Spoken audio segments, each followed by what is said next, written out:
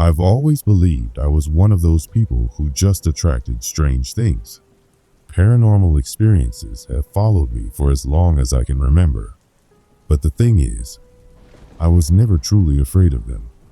Doors opening on their own, lights flickering, footsteps in the hall, even whispers in empty rooms, all of it used to just spook me. But it never shook me to the core. At least, not until this night. This happened in early 2023 when I was 21. At the time, I was living with my mom and sister.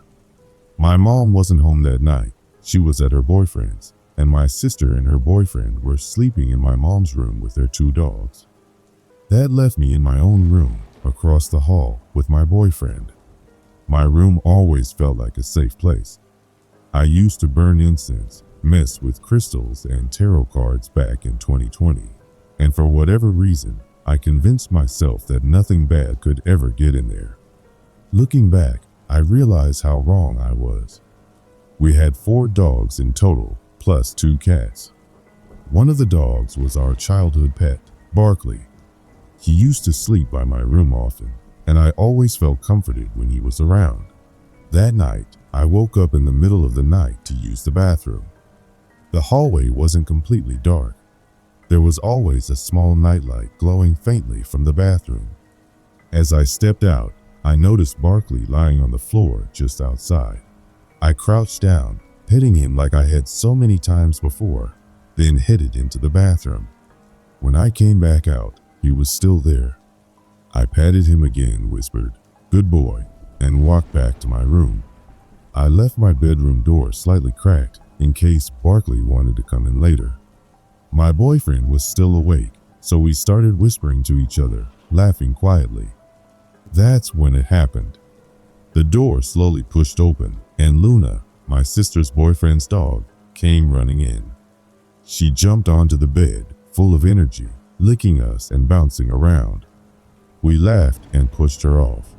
She darted out, and I leaned over, closing the door again until it was just barely cracked, the glow of the bathroom nightlight still visible through the gap.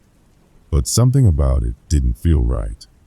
Luna was supposed to be locked in my mom's room with my sister and her boyfriend. We both knew that, and yet, there she was. Still, we brushed it off. Maybe someone had let her out and forgot. We kept talking for a while, and that's when my whole world shifted. I was lying on my back, my boyfriend's head resting against my chest, staring toward the doorway. Out of the corner of my eye, I noticed movement. My door, still cracked open, framed the faint light from the hall. And in that dim glow, I saw it. A figure. A tall, black shadow leaned into the doorway, its head tilted ever so slightly, like it was peeking in on us. It had no face, no details, just a pitch-black outline of something humanoid. I froze. My brain scrambled for answers. Maybe it was the cats casting a shadow. Maybe I was seeing things. But it didn't move like a shadow. It stood there, solid, watching. I couldn't breathe. I didn't want to alert it, but at the same time, I desperately wanted my boyfriend to look. My voice caught in my throat. And then, it moved.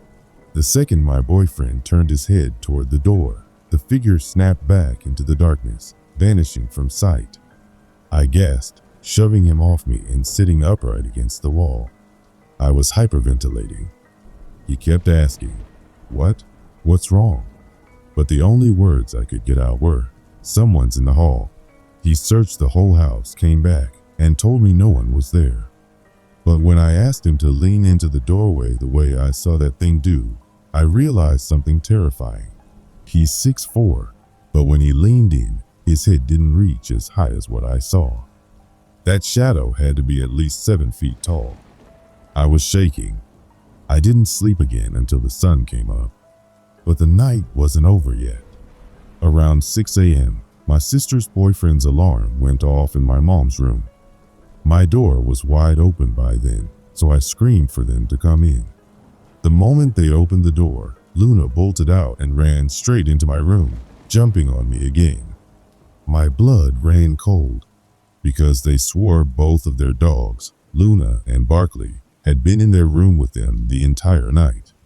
I begged them to tell me I wasn't dreaming, that maybe I was sleepwalking. But my boyfriend confirmed everything. He remembered Luna being there earlier. He remembered me seeing something in the hall. It wasn't just in my head.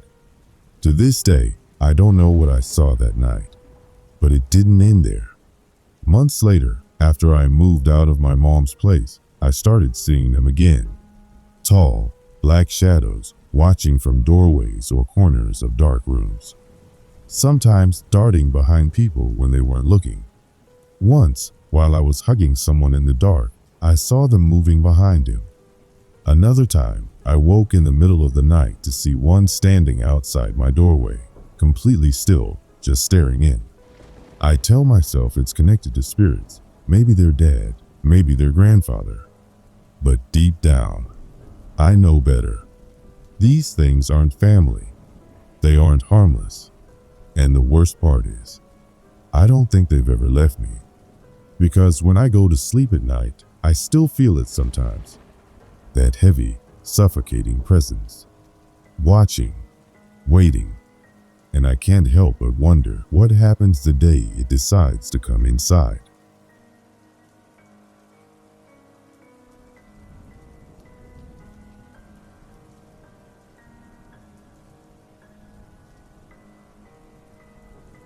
I was born in Poland. I moved to England in 2011. I like facts. I like explanations. For most of my adult life, I built a little fortress of reason around myself. Rules, logic, causes and effects. Because once, when I was young, I decided the only way to survive was to tell myself things weren't real until I believed that lie hard enough. It worked for years. It kept me sane. But there are corners of my memory where the light never quite reaches, and those corners still make my skin crawl. From the earliest I can remember, darkness followed me. Not just the kind of dark you get when the lights go out, a different dark, thick and oily, like someone had poured shadow into the shape of a room. I used to dream I was drowning in it. I dreamt cities burning, the sky a seam of flame, people being swallowed by something underfoot. I'd wake up screaming, find myself under the covers with my heart racing, and my parents would find me in the doorway of another room curled and crying as if I'd been dragged there in my sleep. When I was 7, some older kids dragged me into a basement and tried to call something with a glass on a string, the childish kind of dares that pretend to be bravery. I remember only the sound, the glass answering, a breath in the dark, and then the glass shattering off the table like an animal had hit it. We ran. The feeling stayed with me, small and buzzing at the base of my skull, as if the air itself had been marked. Months later, I woke at 2 in the morning, frozen under my covers. There wasn't a dream, at least not the kind you remember. There were 2 shapes walking across my room. They moved like silhouettes in a film, not solid but not completely transparent either. Wrong edges, wrong light. I couldn't move. The blanket felt heavy, as if something invisible pressed down on me to keep me quiet. Morning came and the shapes were gone, the sun warm and ordinary on my floorboards. I told myself it was a nightmare. I had to. My father's friends had been into occult things, strange books, forgotten rituals. I'd sat through conversations I didn't understand, and being a child who wanted to be clever, I learned to smile and nod. That made me feel smart enough to explain away the rest. It should have ended with dreams. It didn't. As a teenager, I started hiking alone. The woods near my town were older than anyone remembered.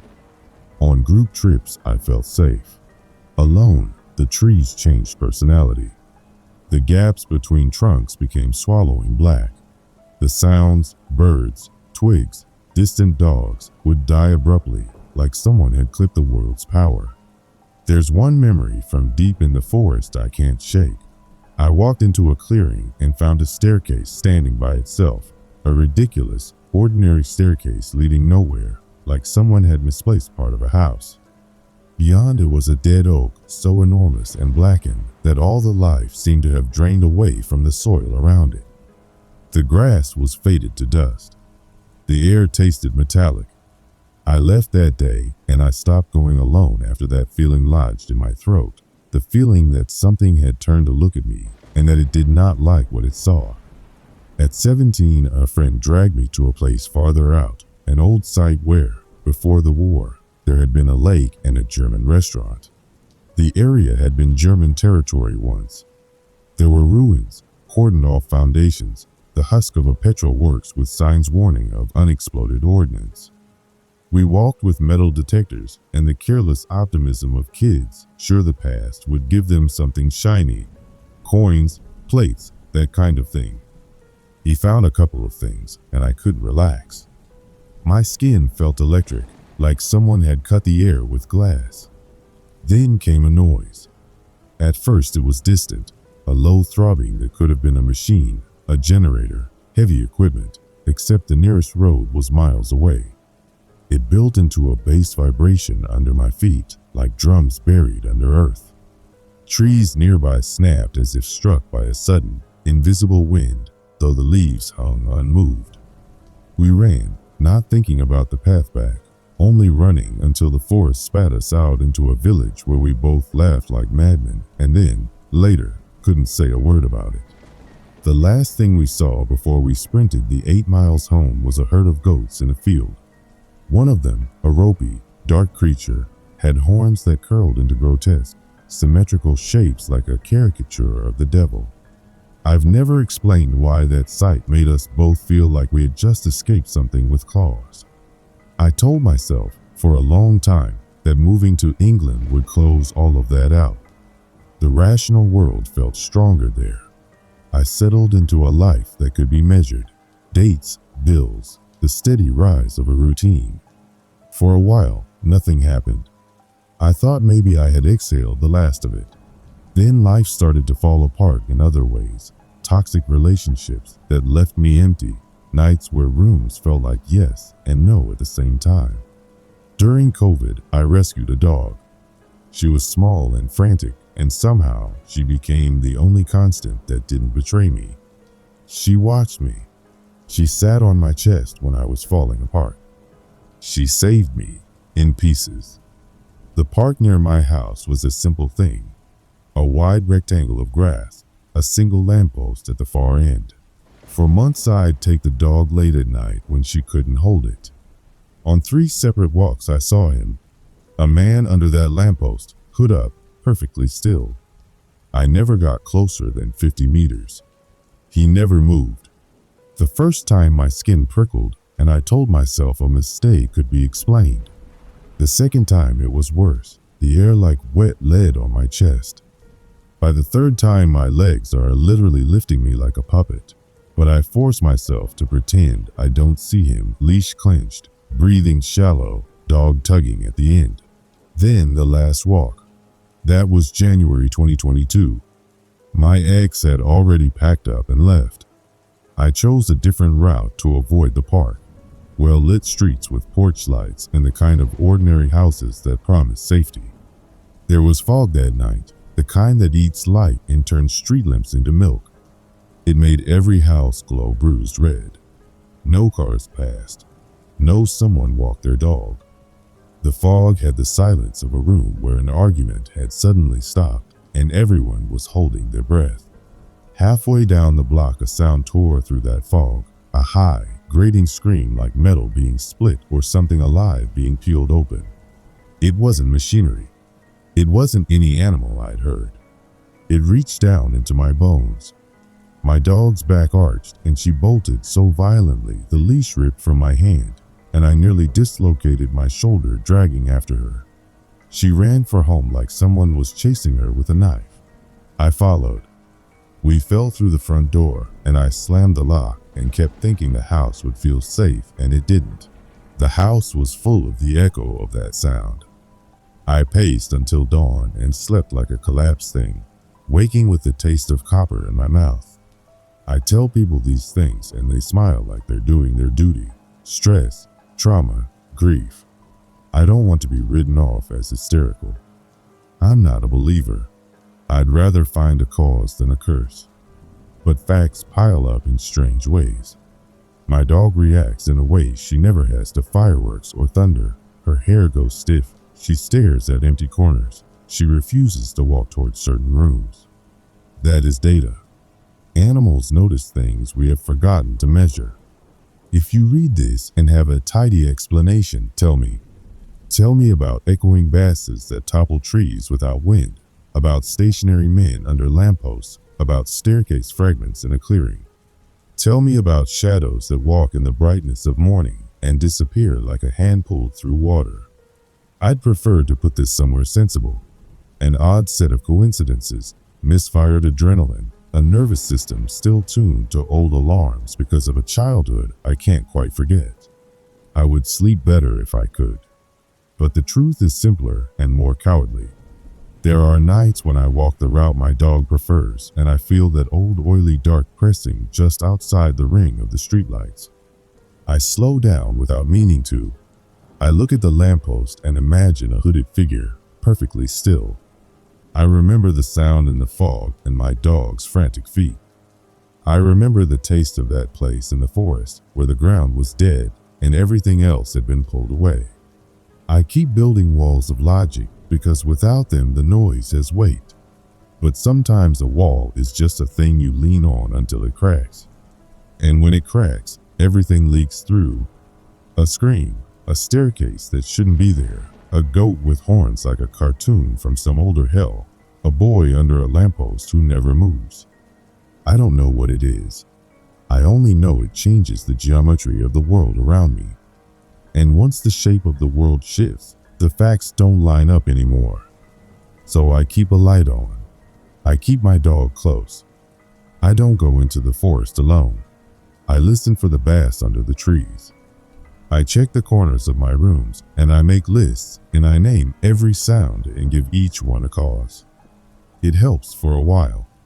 But at 2 in the morning, when I wake with my heart trying to climb out of my ribs, sometimes I can still see 2 shapes walking across the ceiling of the room. Ordinary, small, human-shaped, and that old frozen feeling takes hold again. Logic feels thin then, like paper in a storm. If you felt any of this, tell me what you called it. If you haven't, good for you. I envy you, truly. I envy the people who sleep without thinking about a dark that waits with patience.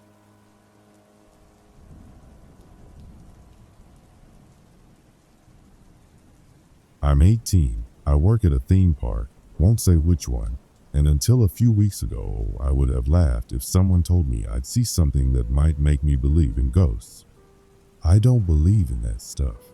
I still don't know what to believe now. We were tearing down the Halloween stuff after the event closed.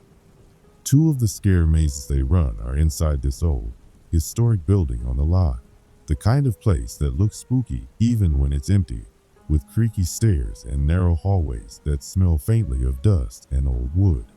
One maze is in the basement and one's up at the very top. They hire actors to run the mazes at night, then us crew lock them up afterward and sweep through to make sure nobody's left behind. That night, we were closing the basement maze. There's a section in the basement maze with shelves upon shelves of jars. Dummy specimens, baby dolls, strange labels, the usual gross out props. The actors use shortcuts we call rat runs, tight crawlways, service passages, things built into the set so someone can pop out and scare you from behind. I ducked into one of those rat runs just to check the area, and I heard something that made the skin on the back of my neck crawl.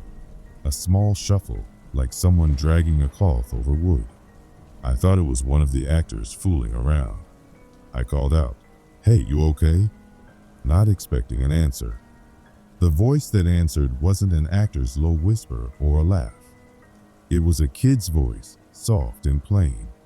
I turned a corner and saw him standing there, a little boy, maybe 8, wearing clothes that looked like they belonged in a museum, the kind of medieval tunic you'd see in a period movie. Dirty, frayed, but not rotten. His hair was dark and messy. If I'm honest, He looked out of place enough that my first thought was someone's elaborate costume. He wasn't pale, not translucent or faded like a horror movie ghost. He looked normal, alive. "Are you lost?" I asked. He blinked at me and then, almost without thinking, started to run. "Hey!" I yelled and followed. He slipped between shelves like he'd been there 100 times. I ran faster. I turned the next corner and he was gone. I checked the aisles. I checked the crawlspace openings. Nothing. No one. No echoes. No footsteps. Just the steady hum of the building's old ventilation system and my heart thudding in my ears. I told myself I must have been tired, that my mind was playing tricks. We were finishing a long night and I'd been on my feet forever. I shrugged it off and finished clearing out the maze. That little boy stayed with me like a stain on my brain. Weird, but explainable. Moving on. Later, we climbed the narrow staircase to the top floor maze. This one's huge, the kind of maze that eats time. 15 minutes if you go slow, full of props, false doors, and a dollhouse set piece that freaks people out. It's mostly one big loop with walls, plus the rad runs for the actors. There aren't secret rooms you can accidentally fall into. If you go beyond the set walls, you'd be looking down a several-story drop. Safety's tight on that floor. Everything is secured. There's no way to end up somewhere you shouldn't. I know the building like the back of my hand. We started walking through the maze together. The usual check. Actors clear, vents clear, no props left plugged in. Conversation was scattered and nervous like always. The lights were on. The exit signs pulsed soft red. Then, without warning, everything went black. And not a theatrical black where alarms flash and fog machines kick in. This was pure black that hugs you and pushes you into it, no sound.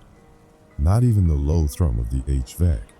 It was as if someone had pulled a thick blanket over the whole world and smothered it. My first thought was that someone was messing with us for the prank, because that's what we do, scare people. But no one laughed, no one flicked a flashlight on. The silence was wrong, not empty, but expectant. I should have stayed put and yelled for the others. Instead, I took a step forward. The floor under my boots felt normal, not cold metal, not anything weird. It was the same slightly tacky stage floor we use for traction. The air smelled like old paint and glue, and for some reason a faint sweetness, like dried flowers. It was balanced, not hot, not cold, just normal. That made it worse. It made me think maybe I'd wandered into one of the rad runs. I took 3 more steps, slow and careful, my fingers brushing the fake brick wall. Then I saw it, a thin line of light, like someone had sliced a seam in the dark, and a sliver of the maze's warm light leaked through. It looked like a crack in the wall. A hairline seemed glowing at the edge. I moved toward it because I wanted any connection to normal more than I wanted to think about what was happening.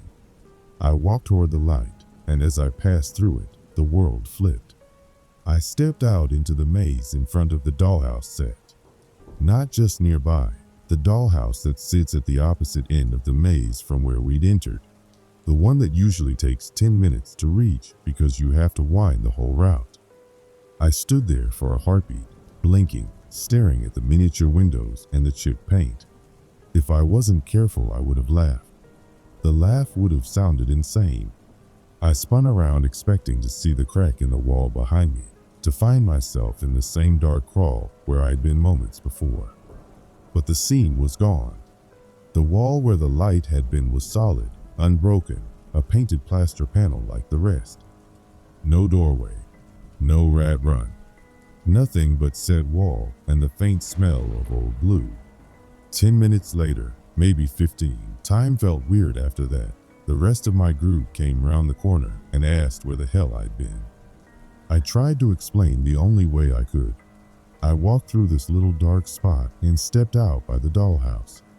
They laughed at first, then went quiet when they saw my face. They checked the walls where I'd said the line of light had been. No seam, no crack, One of the crew, Sean, ran his hands along the plaster like he was feeling for a scene. He said, "There's nothing here, man." Here's the part that still makes my stomach drop.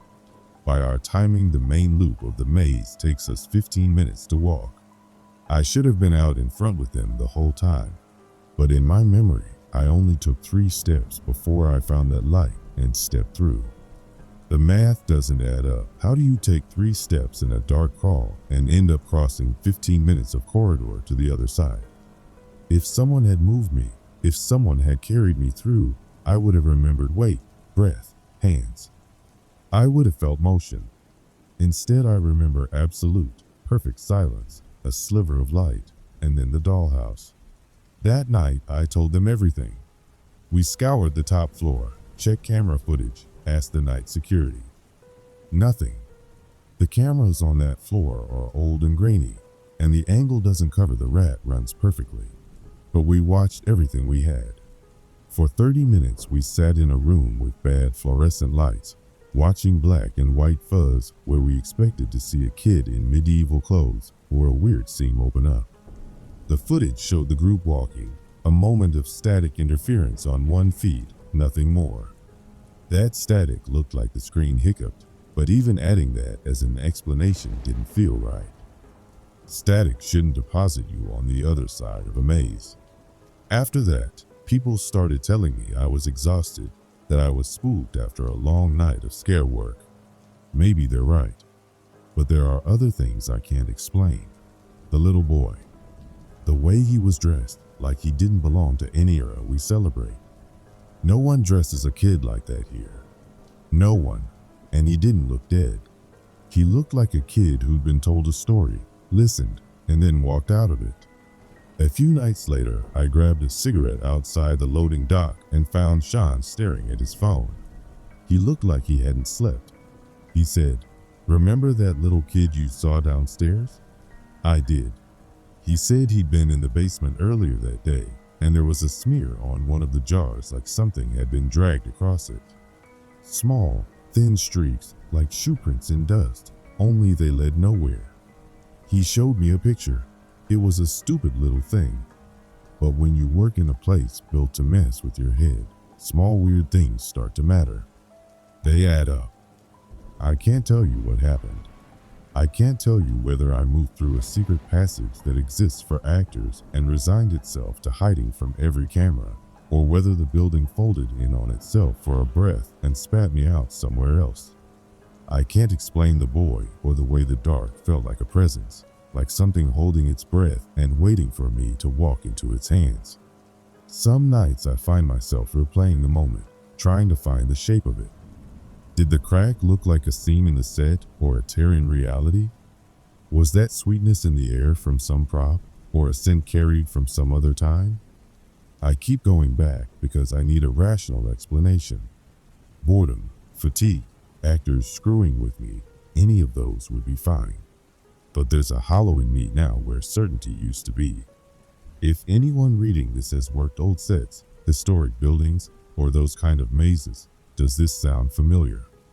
Has anyone else ever stepped through 3 measured steps and ended up on the other side of a 15-minute route? Has anyone else seen an ordinary-looking child in medieval clothing who runs and disappears between shelves? I'm not asking for ghosts. I'm asking for someone with a practical brain to tell me I'm not losing my mind. The last thing I'll say is the dumbest and most honest thing. Since then, whenever I walk past the dollhouse, I look into the tiny painted windows. I press my face up to it and stare, half hoping to see the little boy peering back at me, half hoping he won't. So far, it's always been empty.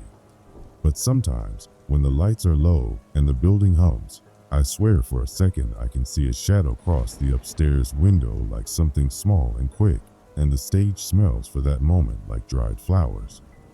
Then it's just dead air again, and I have to walk away. I don't know if I'm crazy. I don't want to be. But I also don't think I'll ever walk through those corridors the same way again. If anyone has an answer, I'll listen. If not, keep your eyes on the seam of the walls. Keep your feet light in the rat runs. And if you see a little boy in old clothes, don't follow him. Don't try to catch what you can't explain. Sometimes not knowing is safer than knowing.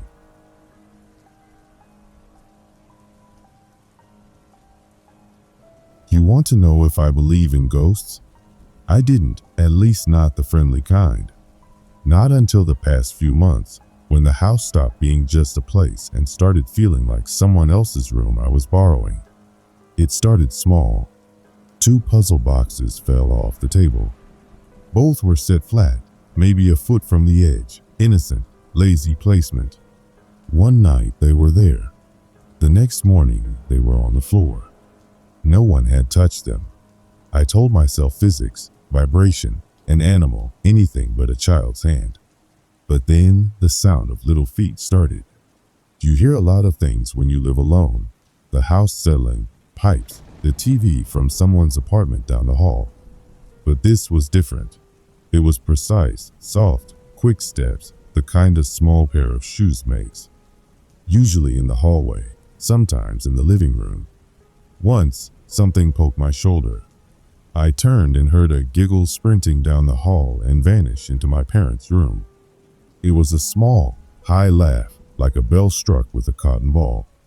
I stood there long enough to convince myself I'd imagined it, but a chill crawled along my spine that didn't go away. I made a stupid little rule for myself. Don't go into the living room or the bathroom between midnight and 3 in the morning. I call it her hours. Most nights I obey. Sometimes when I break the rule because I need a glass of water or I forgot my phone, the house is always a little different. The air feels thicker. The clock face looks wrong. Once or twice I've walked past the living room and seen toys arranged on the carpet that I was sure I hadn't left out. A small, deliberate pile. I've only seen her once in full. It's stamped on my memory like a photograph left too long in the sun. It was 12:03 a.m., a time that will now always mean something to me. I opened my bedroom door and there she was, standing in the bathroom doorway. She was at doorknob height, maybe a little taller. Her skin was ashy and pale, the kind of pale that looks like someone's been holding their breath for years. Her hair hung damp and flat. The thing that stopped me cold were her eyes. Dark, too dark to be fully pupils, but they caught light in a way that wasn't reflection or glare. It was, strangely, like a tiny alien fire lived somewhere inside them. They watched me with the calm attention of a child who has found something interesting and is deciding what to do next. She didn't move at first. I couldn't. My feet felt glued to the hallway. For a moment I thought maybe she was one of the neighborhood kids playing at midnight, but the house was quiet like a tomb. I swallowed and tried to force the kind of adult voice I'd used in front of guests. "Hey, are you?" The sound came out too small. She tilted her head the slightest degree, like a listener parsing a riddle. Then she smiled, wide, simple, and turned and walked down the hall. When I followed, she was gone. Not around a corner, not behind a door. Vanished. The bathroom door was open, showing nothing but tiles and the soft glow of the nightlight. The smell hung there, old powder, like the scent of dolls and attic boxes. I remember thinking, for no reason that made sense, that she had been careful not to wake anyone. They weren't the only things in my house. My sister's old room would sometimes look as if someone stood in the corner and watched us through the doorway. My dad's office had shadows that moved at the exact wrong moments, the dip of a curtain, the corner of a bookshelf. My mom heard thumps and dragging sounds near the back door, low and deliberate, like someone pacing and then pulling something heavy across the floorboards. Most of my family has stories. When I was 7, I stayed at my Nana's old house and I'd see a figure in the woods at the edge of the property.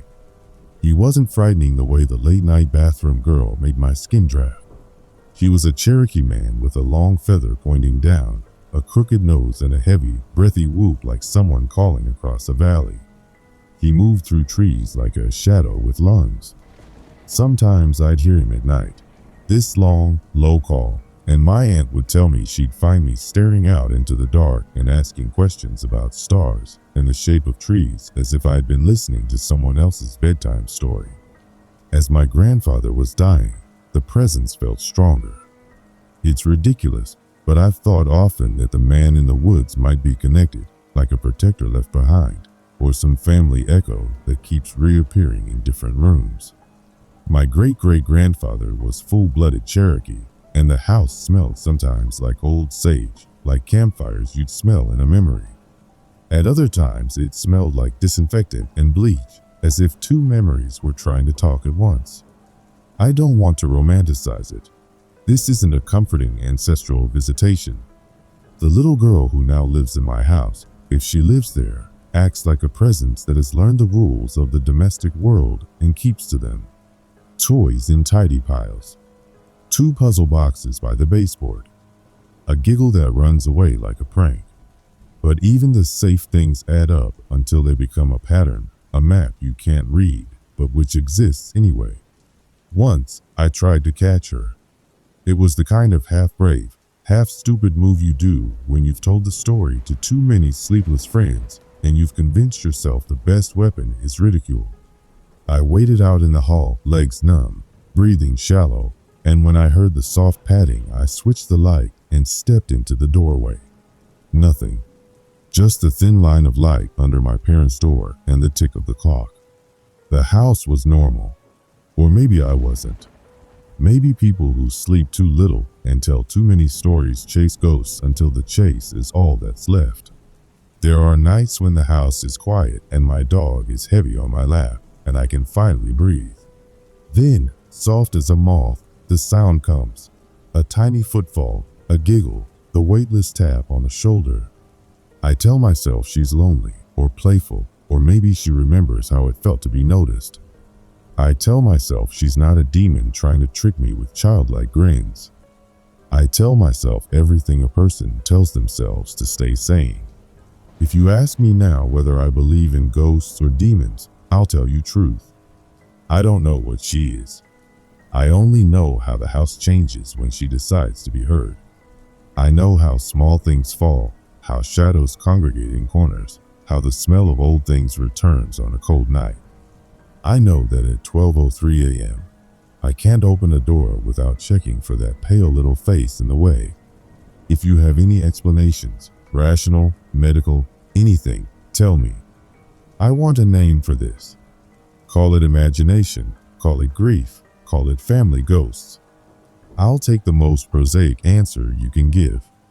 But if you've ever felt the tiny brush of invisible fingers at your shoulder, if you've heard laughter that didn't belong to any child you knew, then you'll understand why I keep the rule. Don't go into the living room or the bathroom between midnight and 3. It's not just superstition.